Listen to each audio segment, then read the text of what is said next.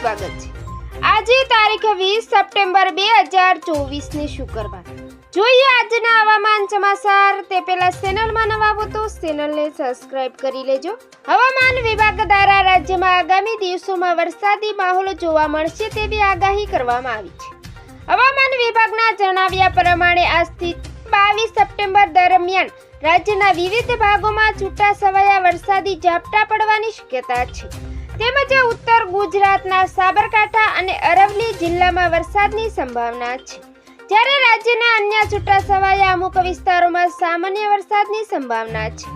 તેમજ 22 સપ્ટેમ્બરથી બંગાળના ઉપસાગરમાં સક્રિય થવાની સંભાવના છે, જેના કારણે 27 થી 29 સપ્ટેમ્બર દરમિયાન ગુજરાતના કેટલાય ભાગોમાં હળવાથી ભારે વરસાદ થવાની સંભાવના છે।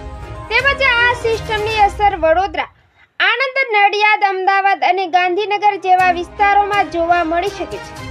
સાથે દક્ષિણ ગુજરાતના સુરતના તેની આસપાસના વિસ્તારોમાં પણ વરસાદની શક્યતા છે। તેમજ 28 સપ્ટેમ્બરે બંગાળની ખાડીમાં નવી સિસ્ટમ બનવાની સંભાવના છે, જે વાવાઝોડું સ્વરૂપ લઈ શકે છે। જો આવું થશે તો દક્ષિણ ગુજરાતમાં ભારે વરસાદ થવાની શક્યતા છે। સાથે અરબ સાગરમાં સાયક્લોન સર્ક્યુલેશન થવાની પણ સંભાવના છે। તેમજ નવરાત્રી દરમિયાન પણ નવી સિસ્ટમ બનવાની શક્યતા છે, જે રાજ્યના કેટલાય વિસ્તારોમાં વરસાદ થવાની શક્યતા છે। ખાસ કરીને સૌરાષ્ટ્રના વિસ્તારોમાં ભારે વરસાદ થવાની સંભાવના છે, જ્યારે રાજ્યના અન્ય વિસ્તારોમાં પણ છૂટોછવાયો વરસાદ થવાની શક્યતા છે। તેમજ આજે ઉત્તર ગુજરાતના સાબરકાંઠા અને અરવલ્લી જિલ્લાના વિસ્તારોમાં હળવાથી મધ્યમ વરસાદની આગાહી છે।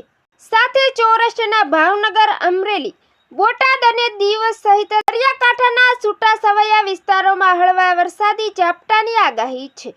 તેમજ રાજ્યમાં ગરમીનું પ્રમાણ વધતા અમદાવાદમાં 32 ડિગ્રી તાપમાન નોંધાયું છે। તેમજ રાજ્યમાં 34 થી 35 ડિગ્રી સુધી તાપમાન રહેવાની સંભાવના છે। તો મિત્રો, ફરી મળીશું નવી અપડેટમાં। જોતા રહેજો ખેડૂત ઉત્સવ ચેનલ।